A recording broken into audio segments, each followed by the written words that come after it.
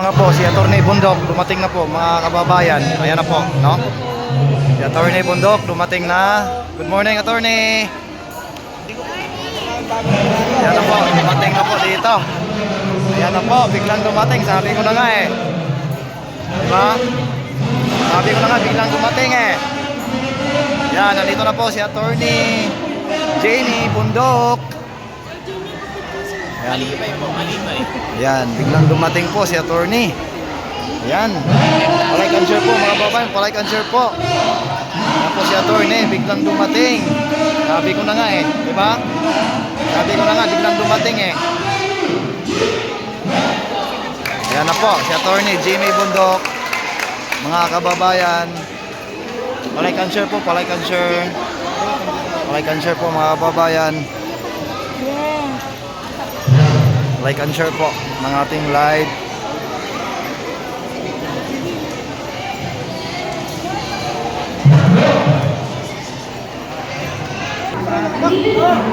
Like and share po, like and share mga kababayan. Yan, PBP laban, Attorney Jamie Bundok. Ayan na po. Yes, dumating na sa wakas. Ayan na. Sabi ko na nga sa inyo eh, na biglang darating eh. Diba? Ayan po.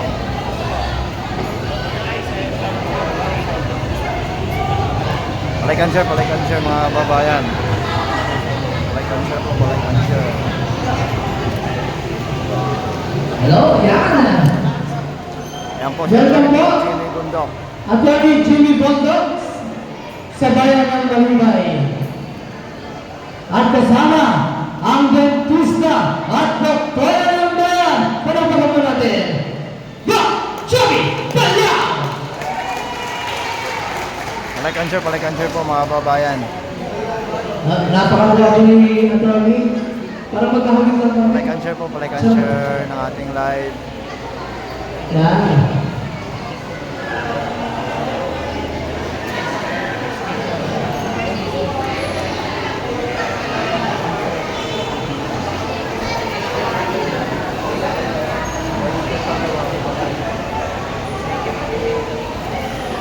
Like and share po mga babayan. Alright. Muli po, mga kababayan, dito sa bayan ng Malibay, maraming salamat po sa inyong pagdalo. At ngayon po, nandito na po sa ating harapan ang ating bisita. Talagang po natin, Attorney Jamie Bundok. At siya po ang ating kailangan sa Senado. Tulungan po natin, Attorney Jamie Bundok. At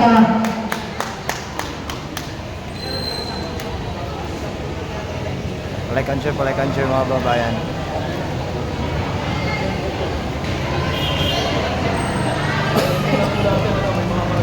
Hello. Magandang umaga pa. Tanghali na ba? Okay, so, galang natin bisita ngayon ang magiging isang senador. Si Senador Attorney Jamie Bundok. Nakakatulong natin siya sa ating mga programa. Kaya sila talaga ang mga prioritize ko sa program na ito. Okay, so Attorney, can we have a message from you? Thank you.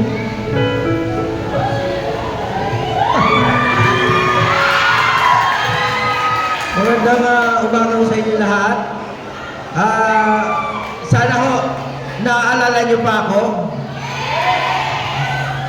Maligayang Pasko sa inyo lahat. Merry Christmas. Alam niyo, ako po si Jamie Bundok. Sa mga hindi nakakaalam. Siguro mas kilala ninyo ako bilang musikero. Ngunit ako din ay naging public servant sa ilalim ng administrasyon Duterte. Mga babayan. Ako po ay naging abogado na rin. At ngayon po ay nakikipagsapalaran kung sakali maging senador ninyo sa 2025. Ang lagi hong tinatanong sa akin kung bakit ako tumakbo. At sabi rin nila, magbigay daw ako ng speech sa maraming tao. Problema, pag nagsispeech ako, Pagkatapos, yung mga tao sinasabi, sample, sample, ganun din. Kaya, kaya ito na lang po. Pwede bang mamili na lang kayo? Ano ba gusto nyo? Speech o sample? Dito na. Kaya paano wala, di ba? Dapat hindi na ako nag-gobyerno, hindi na ako nag-abogado. Sayang lang eh. De, pero alam niyo po, yung pagiging singer, ang pinakaugat ho ng pagkatao ko, mula pagkabata, dyan ko po natutunan kung paano maging malapit sa tao. Kahit sa sarili kong pamilya, nagiging malapit ako dahil sa musika. Kaya hindi ko po nilalait yan. Ito po mga medical mission. Ako po ay kasama ni Doc Joby. Dahil siya po yung bahala magpagaling sa katawan ninyo. Ako po yung magpapagaling sa mga heartbroken sa inyo.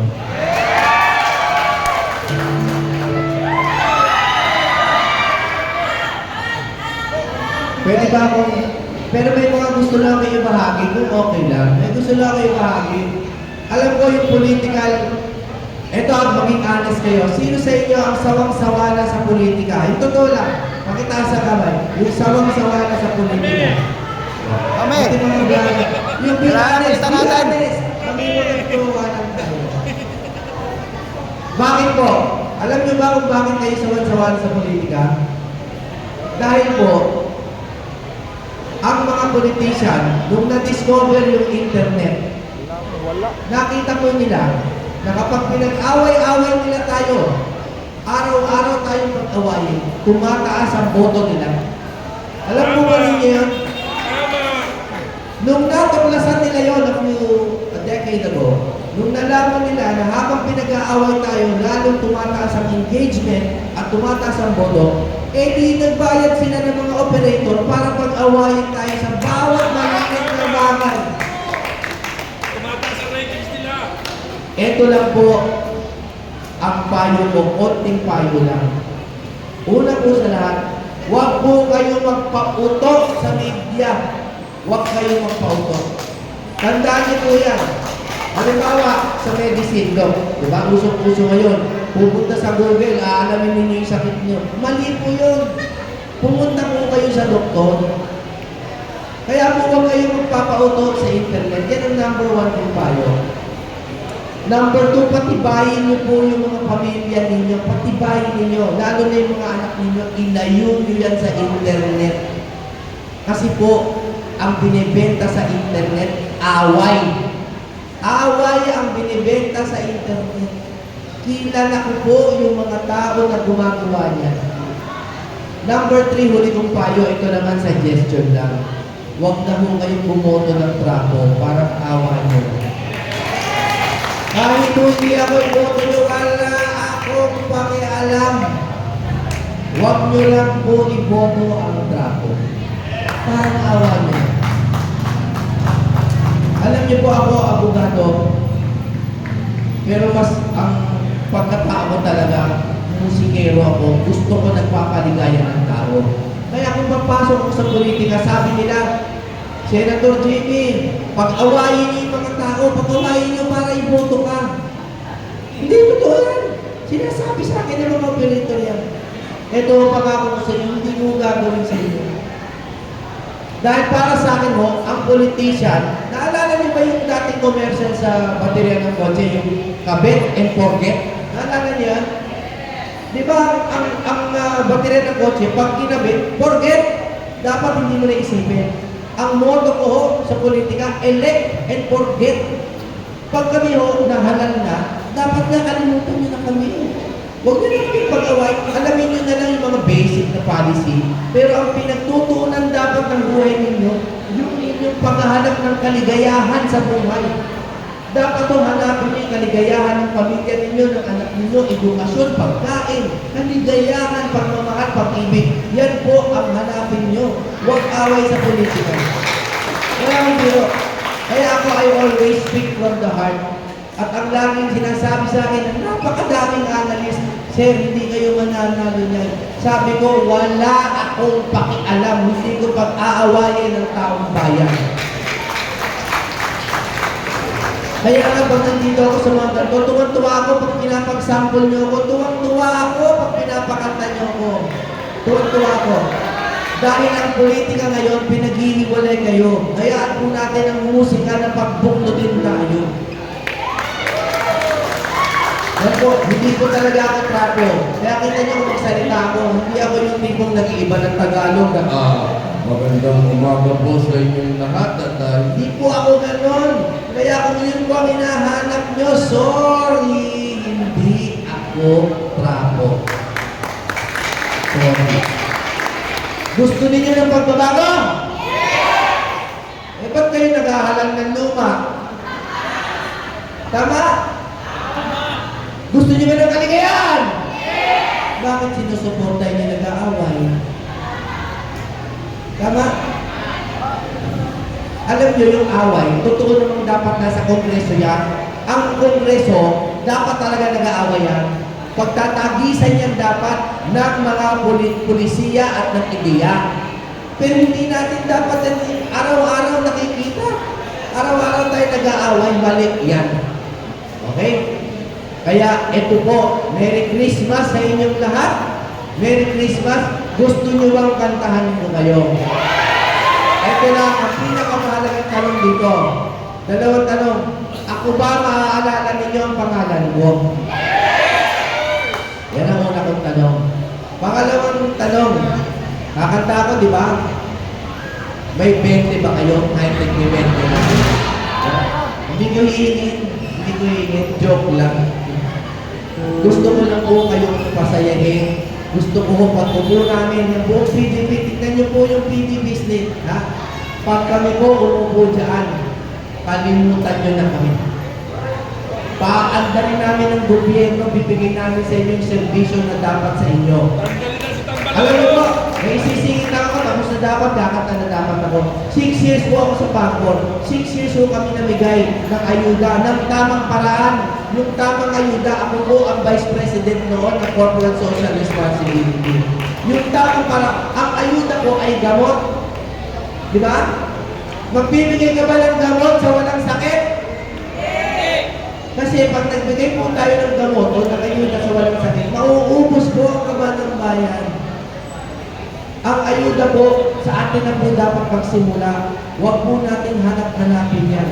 Maghanap po tayo ng trabaho at silbi sa lipunan. Turuan po natin yung mga bata na magkaroon ng silbi sa lipunan. At yung ayuda, bonus na lang po yan kapag tayo ay dumadaan sa sakuna o sa mga konting kalamidad. Tandaan po natin, pinag-aaway tayo ng politicians. Kaya pag meron ng politicians pinag-aaway kayo, huwag niyong iboto. Huwag niyong iboto ang trapo. Tandaan niyo po yan. Okay, isang ulit tanong. Meron ba dito bagong hiwalay sa Shota? Sino dito ang bagong hiwalay? Ha? Umamit kayo. Sino ang bagong hiwalay? Ikaw. Sabi ko bago. Bagong hiwalay ka? Attorney! Talaga, may bagong hiwalay ka talaga? Sino ba ex mo si Santa Claus? Talaga, ikaw? Bagong hiwalay ka?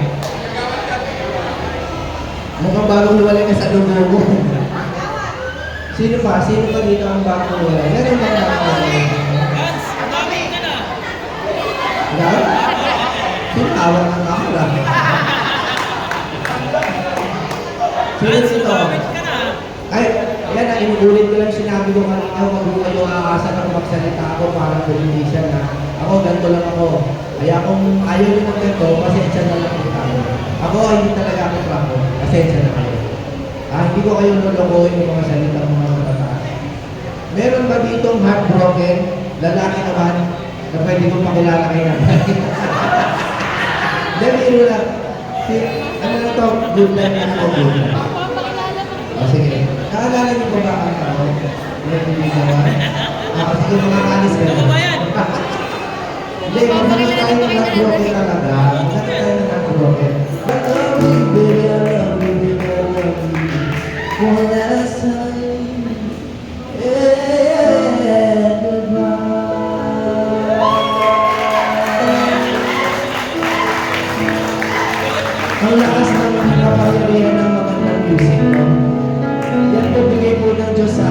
po natin kalimutan ng musika. At tandaan niyo po, sana lang po sa 2025, let me be the one.